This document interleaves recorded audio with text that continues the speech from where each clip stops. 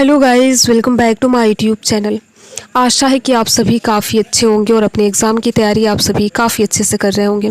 आज का ये वीडियो बहुत ही ज़्यादा इम्पॉर्टेंट है। अगर आपने आरओ का री एग्ज़ाम दिया है तो ये वीडियो आपके लिए बहुत ही ज़्यादा इम्पॉर्टेंट है। आज के इस वीडियो में हम बात करेंगे कितने प्रश्नों पर आपत्ति दर्ज हुई है और साथ ही साथ देखिए सबके मार्क्स बढ़ेंगे, अगर बढ़ेंगे तो कितने मार्क्स बढ़ने की संभावना है, क्योंकि आप सभी को पता है जिन पर आपत्ति दर्ज हुई है तो आयोग दो ही काम कर सकता है, या तो प्रश्नों को डिलीट करेगा या फिर प्रश्नों में बदलाव करेगा। ठीक है, तो इसीलिए आप वीडियो को अंत तक ज़रूर देखिएगा अगर आपने आरओ का री एग्ज़ाम दिया है, और वीडियो को अंत तक देखने के साथ साथ अपने यार दोस्त मित्र को भी शेयर कीजिएगा। साथ ही साथ अगर आप आरओ री एग्ज़ाम रिज़ल्ट के बारे में जानना चाहते हैं तो कल शाम में मैंने एक वीडियो बनाया था, अगर आपने वो वीडियो नहीं देखा है तो एक बार ज़रूर देखें। ठीक है, उसमें मैंने रिज़ल्ट के संभावित डेट के बारे में बताया है कि रिज़ल्ट आपका कब तक आने की संभावना हो सकती है। तो चलिए इस वीडियो में हम देखेंगे कितने प्रश्नों पर अभ्यर्थियों ने आपत्ति दर्ज की है। तो देखिए, अगर एक शब्दों में कहा जाए तो आप सभी को जैसा कि पता है कि आयोग का एग्ज़ाम, चाहे आपका यूपीपीसीएस आयोग हो या फिर यूपीएससी आयोग हो, आप सभी ने देखा होगा कि कुछ ऐसे विवादित प्रश्न एग्ज़ाम में ज़रूर देखने को मिल रहे हैं। चाहे यूपीएससी का एग्ज़ाम हो या फिर यूपीपीसीएस का एग्ज़ाम हो, या हाल फिलहाल अभी आपने आरओ का एग्ज़ाम देखा, तो ऐसे कुछ विवादित प्रश्न जरूर रह रहे हैं, यानी कि आयोग नाकाम दिख रहा है प्रश्नों को सही ढंग से बनाने में। तो यहाँ पर देखिए सीधे तौर पर नुकसान केवल और केवल अभ्यर्थियों का ही होना है। आयोग तो कई ऐसे प्रश्न आयोग के द्वारा सेट किया जाता है जिनका एक से अधिक उत्तर होता है, या फिर प्रश्न ऐसे होते हैं जो काफ़ी विवादित रहते हैं। लेकिन देखिए इससे नुकसान केवल और केवल अभ्यर्थियों का ही होता है। अभ्यर्थी इतनी मेहनत करते हैं और आप सभी को पता है आरओ का एग्ज़ाम 2023 का है, जो 2024 में एग्ज़ाम कंडक्ट हुआ था, पेपर लीक होने की वजह से एग्ज़ाम को कैंसिल कर दिया गया, और अभी अभ्यर्थियों ने इतना इंतज़ार किया है तो 2025 में री एग्ज़ाम कंडक्ट हुआ है। ठीक है, और यहाँ पर देखिए री एग्ज़ाम कंडक्ट होने में भी यहाँ पर कई प्रश्नों पर आपत्ति दर्ज हुई है। तो चलिए अगर हम बात करें कि कितने प्रश्नों पर आपत्ति दर्ज हुई है, तो बताया जा रहा है कि लगभग 15 ऐसे विवादित प्रश्न हैं जिन पर आपत्ति दर्ज हुई है।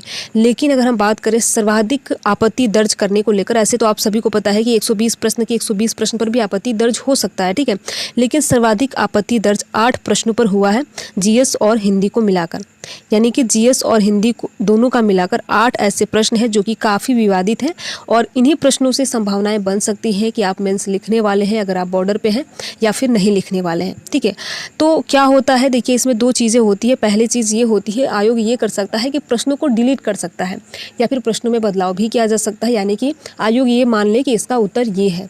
अगर मान लीजिए आयोग ऐसा प्रश्न सेट कर रहा है जिसके 2 उत्तर हैं, 4 ऑप्शन रहते हैं आप सभी को पता है, और 2 उत्तर हैं, तो इसमें अगर कोई आयोग एक ही उत्तर को माने तो यहाँ पर उस अभ्यर्थी को काफ़ी नुकसान होने वाला है, जो अभ्यर्थी अगर बोले कि नहीं हमारा ये भी सही है।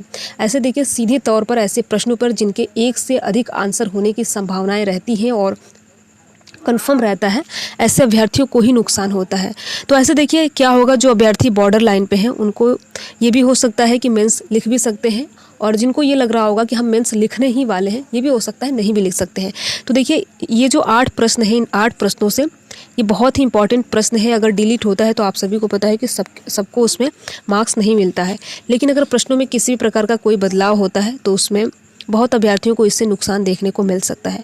तो यही सारी चीज़ें हैं। बाकी 8 प्रश्नों पर आपत्ति दर्ज हुई है, और जैसे ही रिजल्ट जारी किया जाएगा तभी आप सभी को पता है कि ऑफिशियल कट ऑफ भी कैटेगरी वाइज देखने को मिलेगा, और रिजल्ट को लेकर मैंने एक वीडियो में आप सभी को प्रीवियस ईयर के ट्रेंड के हिसाब से बताया है। ठीक है, तो यही है। देखिए अगर ऐसे प्रश्न है जिनका कि आयोग 2 अगर आंसर मान रहा है, तो इसमें सभी जिन्होंने भी उन आंसर में से कोई आंसर को किया होगा तो सभी अभ्यर्थियों का यहाँ पर उससे मार्क्स 2-4 नंबर बढ़ता हुआ दिख सकता है। ठीक है, तो बाकी देखिए फिलहाल इंतजार कीजिए रिजल्ट का लेकर। बाकी जिनका 120 भी स्कोर है, अगर आप जनरल कैटेगरी से आते हैं तो आप मेंस एग्जाम की प्रिपरेशन स्टार्ट कर दीजिए, क्योंकि देखिए ये भी हो सकता है कि आपके 2-4 मार्क्स एक्स्ट्रा बढ़ जाएँ अगर आयोग की यहाँ पर मेहरबानी रही तो यहाँ पर आपको क्या करना है, जिनका भी स्कोर 125 के आसपास है, 120 के आसपास है, तो आप मेंस एग्ज़ाम की तैयारी कीजिए। बाकी आप सभी को पता है कि अगर आप किसी भी अन्य रिजर्व कैटेगरी से हैं तो उसमें भी आपका यहाँ पर 2-4 नंबर कम ही रहने वाला है।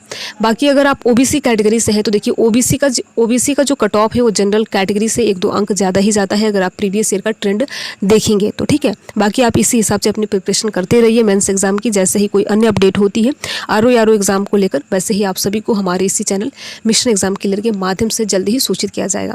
आपकी क्या राय है, आपको क्या लगता है कि कितने प्रश्नों पर आपत्ति दर्ज होनी चाहिए, और अगर आपने एग्ज़ाम दिया है तो आपने कितने प्रश्नों पर आपत्ति दर्ज की है, आप कमेंट बॉक्स में हमें बता सकते हैं।